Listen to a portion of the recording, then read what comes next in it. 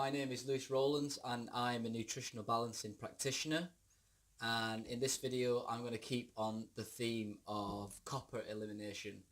And today I'm going to talk about, it's very similar to the previous video I did on copper elimination. So if you're going through a copper detox, and this can also relate to other detoxes you're going through as well, then check out that video. It's called Dealing with Intense Copper Elimination. It was the last one I did. But in this video I just want to kind of talk about what I said in the last one, but spread it out throughout the day so people are getting an idea of the process that I would do, hour by hour throughout the day, because sometimes I get a little bit concerned that people are doing things a little bit wrong, and I just think that by having a kind of timeline throughout the day is going to really help a lot of people out. So hopefully you've had some sleep, and you're going to get up in a morning when you're going through a copper elimination. Now, it's really important to discuss this with your practitioner. Things are going to change, and this is not going to be for everyone. People handle copper elimination differently.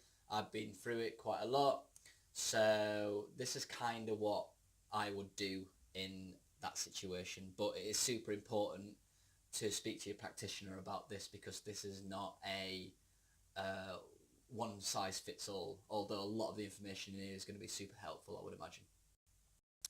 So generally when I get up in the morning, I would probably drink some distilled water. Now, I tend to drink a litre of warm water in a morning, and that leaves me 2 litres to get through the day. One thing that we don't want to be doing when you're going through copper elimination is having constipation. So drinking a litre of warm water, basically as soon as you get up, should help with the whole process of not having constipation if you're going through a copper elimination. Then I might, depending on, this is individual, you can either eat first or do some detox protocols first. If I'm going through an intense reaction, I'm a little bit wary about doing a coffee enema and doing a sauna, because sometimes it can make things seem more intense, but on other times it can help. So depending on the intensity, if I was to go through an extreme reaction, which I'm probably not going to go through again now, maybe I will, I'm not too sure, then I would probably personally skip the enemas and saunas. However, I went for a mild copper detox recently, and it's absolutely nothing compared to what it was a few years ago. I can just have the small details of copper elimination, a little bit of difficulty getting to sleep, a little bit of a headache. In men, sometimes you get testicular pain, because that's when copper's coming out and zinc's being replaced. So for me, I would probably nowadays do maybe a 20-minute enema, or a 20-minute sauna. But as I say, if you're going through an intense reaction, that might be not a good thing to do. One good thing to do in the morning is do some meditation, do the pushing down exercise, and also deep breathing. This is a secret actually to many people going through detox reactions, and just in general that not many people know about, is when you deep breathe, when you do the 3-part breath that we talk about in nutritional balancing, the breath, the ego, the mind cannot overcome the breath. So what I mean by that is, when you're going through a copper elimination or other eliminations, the mind will be just racing constantly, in general. And if you deep breathe for long enough, them thoughts will quieten down. They cannot overpower deep breathing. It's some mechanism, and it's a lot to do with the reasons why in meditation, you focus on the breath. On a more esoteric level, it has a lot to do with your connection to God, but that's a different story. but it's really interesting, is that if you deep breathe, it might take you 15 minutes, it might take you 20 minutes, then that chatterbox will just calm down. It can't overcome the power of long, deep breaths. So that's a little secret. So maybe when you get up in the morning, you might want to do an hour's meditation with deep breathing. Now, usually when people go through an intense reaction, an intense copper reaction, it's a good sign or a good indicator to start to pray. If you're not religious, if you're not interested in God or any of that stuff, you'll be surprised at what prayer can actually do. I wasn't interested in kind of religion. I was starting to get interested while doing the program and reading Dr. Wilson's articles, but it was only when I went through an intense copper detox that I actually started to pray, because I didn't know really what else to do. And what you'll find as you live your life and you start to get closer to God is that God responds a lot in difficult times of need. It's when the miracles start to happen. So, one aspect of copper elimination is the release of fear. Copper has a lot to do with fear, and a lot of people that have copper toxicity tend to have a fear of surrendering, a fear of letting go of something, a fear usually of letting a higher force manage their lives. They tend to want to control everything and be their own boss. And life isn't really about that on a spiritual level. For those of you listening to this that don't know what I'm talking about, then, just take it with a pinch of salt, because I wasn't like I am now. But I've found through doing the program and becoming more healthy, I've actually become more spiritual. So I would pray, and I know that if you pray sincerely, you will get answers, usually in ways that you can't possibly imagine. And God tends to do a lot of work in really times of distress. And this release of copper and fear, and this also this extreme reaction that people are in as well, for some reason seems to be a turning point spiritually for a lot of people. You should be trying to pray anyway, but in these times it's you'll find that it becomes a necessity sometimes. So I would definitely recommend trying to do it. Also, I would probably do some reflexology in the morning. You'll be surprised how powerful reflexology is for dealing with copper elimination and any sort of form of elimination. It tends to stimulate the organs quite a lot, and it tends to ground a person. So a little quick session of reflexology tends to be good. Sometimes it's hard to concentrate when you're going through such a reaction. So I'll talk about reflexology maybe in the afternoon. Another thing to do is to get up and have a shower. It just wakes you up a little bit. It's important not to make the shower too hot, because you need to realise your adrenal glands are under a tremendous amount of stress at the moment. So having a really hot shower you're going to be overstressing it. So don't have a hot shower, just have a lukewarm shower. Just give yourself a bit of a freshen up, and it helps just to kickstart the day if you've had a crappy sleep because you've been eliminating copper. Now the next thing I would do is I would eat some food. And what's really, really important to make sure you're having plenty of cooked vegetables. You should be having that anyway, but it's even more important when you're going through something like this. You want to obviously be following the nutritional balancing diet. But generally, if I'm going through a big elimination, and again, you need to speak to your practitioner about all this stuff, but I tend to put extra fat and oil onto my food when I'm going through this sort of stuff, even if I'm a slow oxidizer. The reason being is that copper is just stimulating the body so much that you're just kind of wired, and one important aspect of getting through this in quite a content balanced manner is ensuring that your nervous system is at least calm to a certain degree. When you haven't slept, your body will naturally turn on its fight or flight mode. That's what it does. So ensuring that the body has got some protection is important, especially when you're in something like four lows. You know, a good analogy for anyone who's in four lows is it's a little bit like being stuck outside without an umbrella in a storm. The reason being is that calcium magnesium is low, and calcium magnesium tends to be kind of the shelter minerals. So instead of being cozied up in your house with the calcium magnesium protecting you, you're outside without an umbrella and it's storming. Now add copper elimination into that, intense copper elimination. It's like being outside in a storm without an umbrella, with lightning bolts just boom, just crashing at you constantly. That's what it feels like. And you know, so keeping a lid on that is, I find, extremely helpful. So I add extra fat and oil quite liberally, you know, when I was going through an intense time on my food.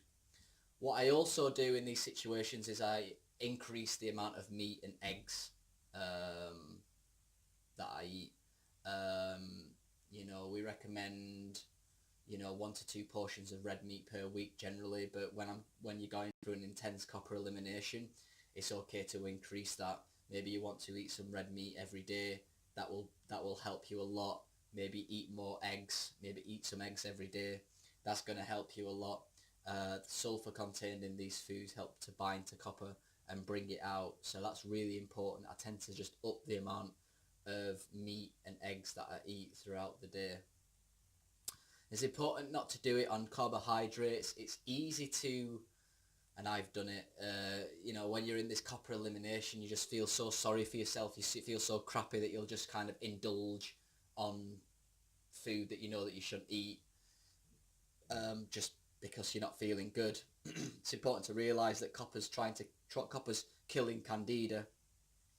And there tends to be a lot of candida running on the blood because it's dying off. So you feeding that candida is going against what the body's trying to do. So if you can, definitely try and stay away from too many carbs, too many carbs and sweets, etc. So generally after your food, you want to be taking your supplements. So in general, when you're going through these reactions, and I've talked about supplements more on the previous video, so please check that out. You know, you want to be stopping all stimulating supplements in general. You know, your B complex, Megapan, you know, you want to be stopping that.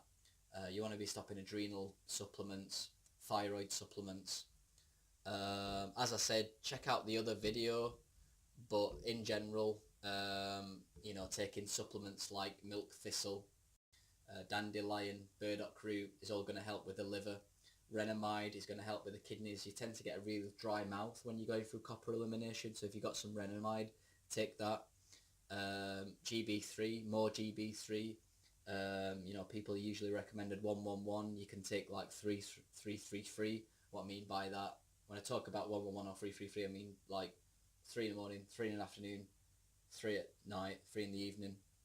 Vitamin B6, Molecule, the ingredients in ICMN, which I talk about in the other video, choline, inositol, niacinamide, forgot the other one, I'll find it, ICMN,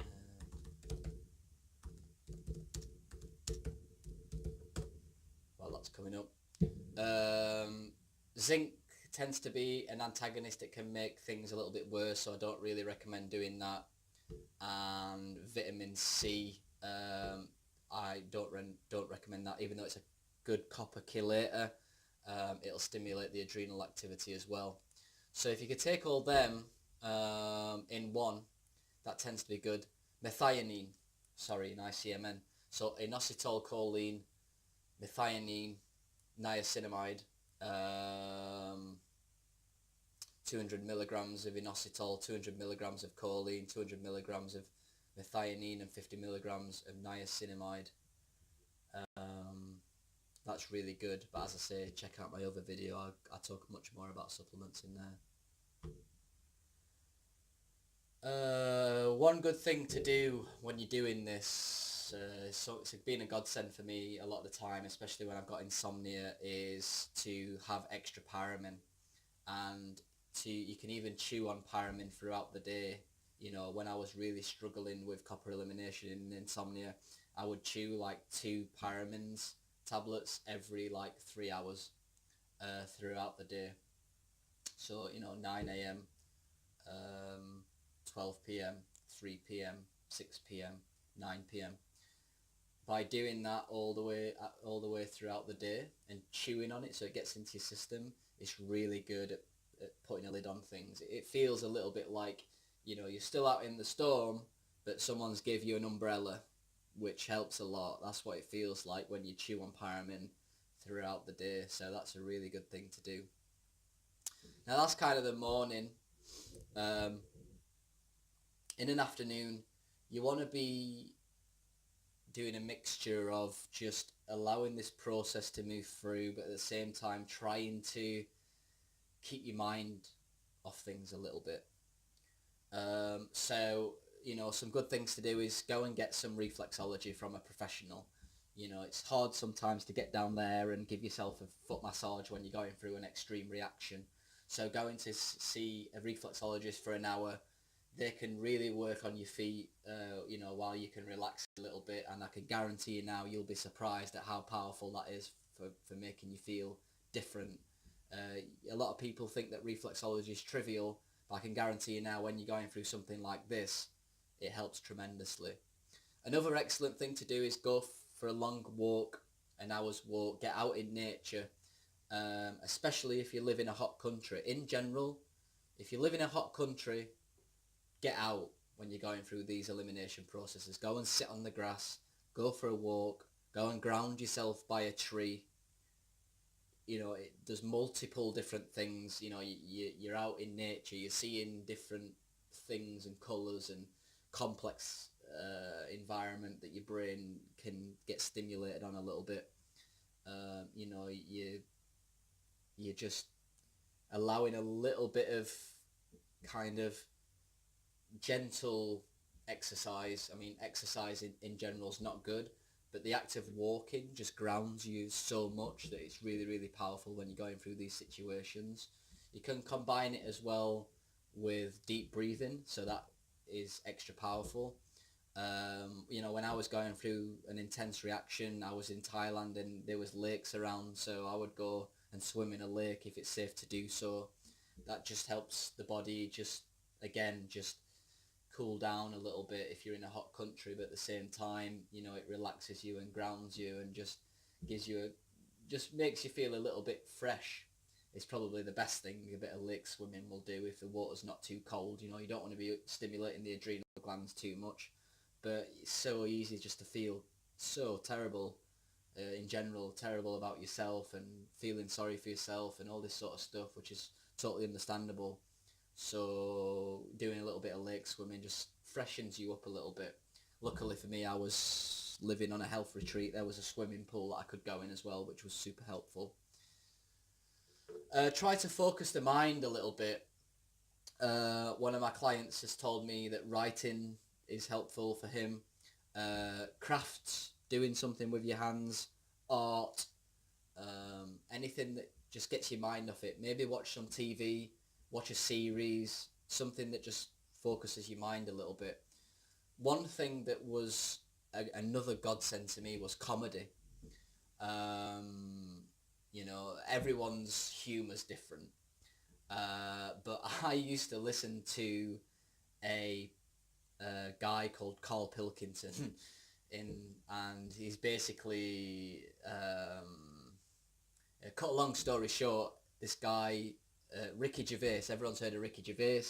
He did a radio show in like the 2000s, and he was given a producer, and this producer was Carl Pilkington, and he was just a normal guy, and the stuff that he says, he don't mean to be funny, but it's hilarious. I find it absolutely hilarious.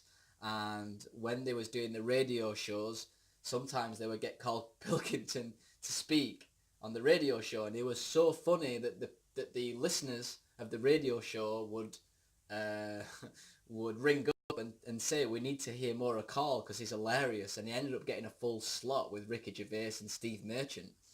And, you know, it was on a radio show called XFM. And, you know, I downloaded the whole series, hours and hours of material when they was doing talks on the radio show. And, you know, when you're feeling really crap and you hear something funny, you can't help but it just lifts your spirits. It just makes you feel better, you know. So laughing's good. I mean, if you've got my sense of humour, which is quite dry, then I would definitely recommend them podcasts. He ended up turning some of the radio shows into a cartoon, which you can see on YouTube. It's called the Ricky Gervais Show, you know. But if you don't find that stuff funny, you know, don't start commenting on the YouTube channel telling me how bad sense of humour I've got. But I can guarantee you, for some people, it will make you laugh. So that's been a help for me in many situations. Is humour. Putting on them podcasts. Find a podcast that makes you laugh. You know, when you're feeling crap and you're listening to a podcast or something, it just cheers you up so much. It's really, really helpful, to be fair, comedy. You could also in the afternoon, you know, do some chiropractic work and acupuncture. These tend to help a little bit when you're going through copper elimination. Another thing to be aware of, and I'm pretty sure not many people are aware of this, is that when you're detoxing copper or aluminium or mercury, because they're all conductors of electricity, when this is running through the bloodstream, it basically makes EMF sensitivity more intense. You might not even experience EMF sensitivity, but when you're going through copper elimination, you tend to feel it more because it's going in the bloodstream and it's making you turn into basically a giant walking antenna. So it gives you this buzzing sensation.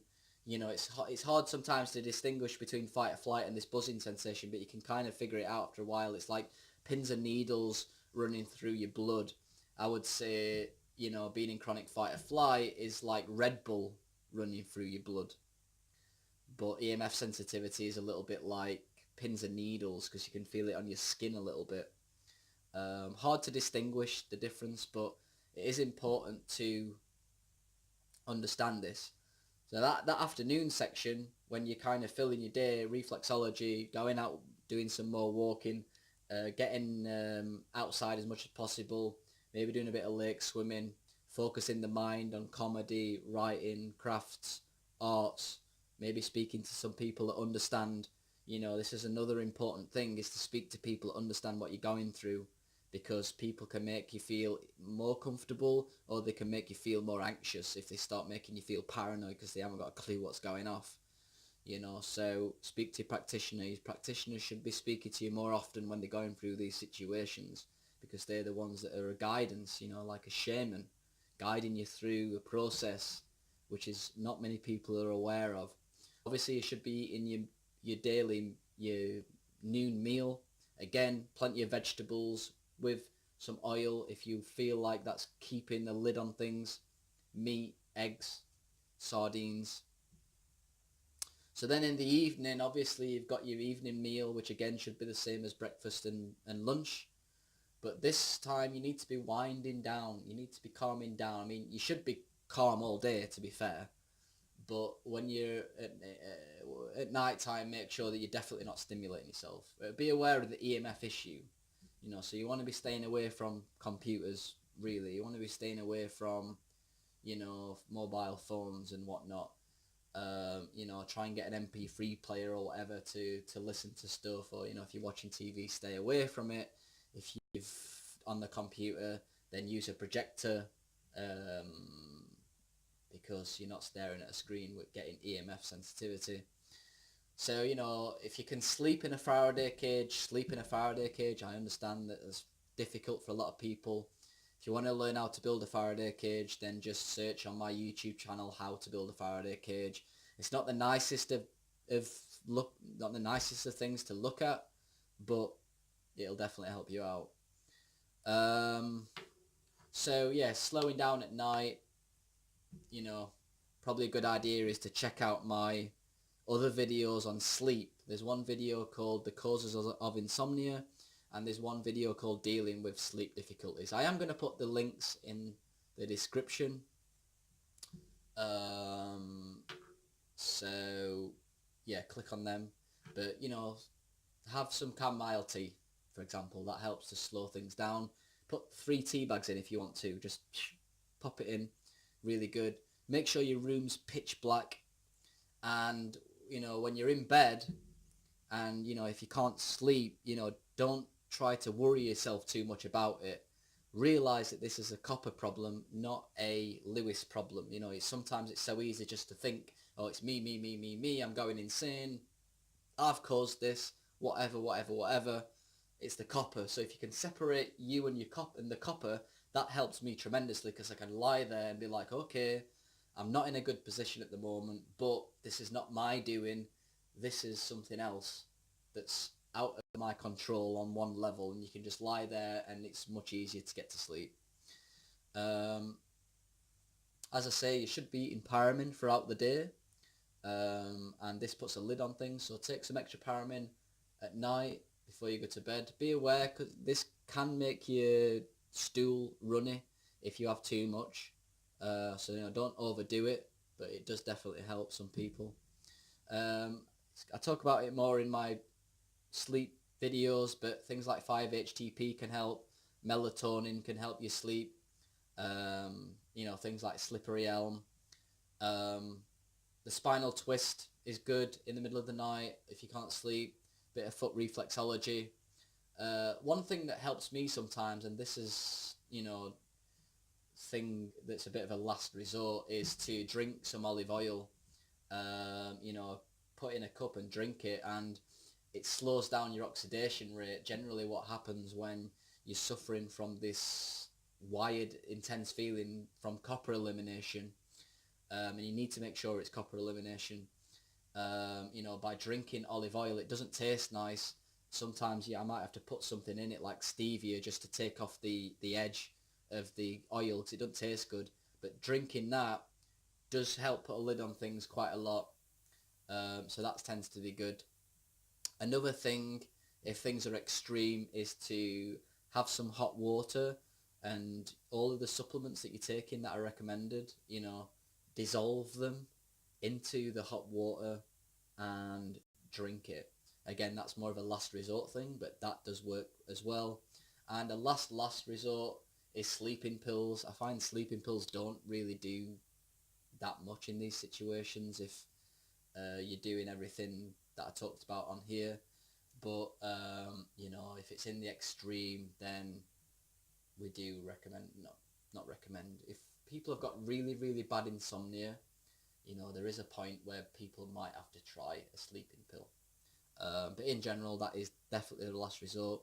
I once tried sleeping pills when I was going through a very intense copper elimination. I've got to admit, it didn't make much of a difference. It was the best thing that I did was the oil and dissolving the supplements in hot water, you know. But this is, I'm talking about extreme cases here. If you're going through a mild detox reaction, there's no need to do these extreme things that you kind of got to, you know, go out of balance a little bit.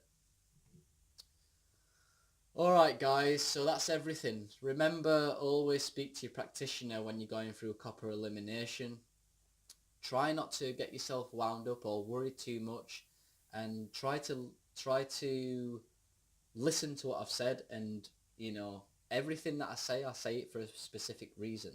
You know, don't do too much intense exercise, because it's going to make things worse. You know, make sure you're consistent with your supplements. Make sure you're consistent with your food. Make sure you're consistent with not overdoing it on carbs and sweets. All of these things, if you get one thing out of balance, you can you can throw everything out of balance. You know, so be very diligent in the things that I say. As I said, this video is more talking about, you know, what I would do in a day. It doesn't really go into stuff as detailed in areas as my other video which I did previously. Alright guys, well I hope that's helped you out. Thanks for watching, and I will speak to you all soon.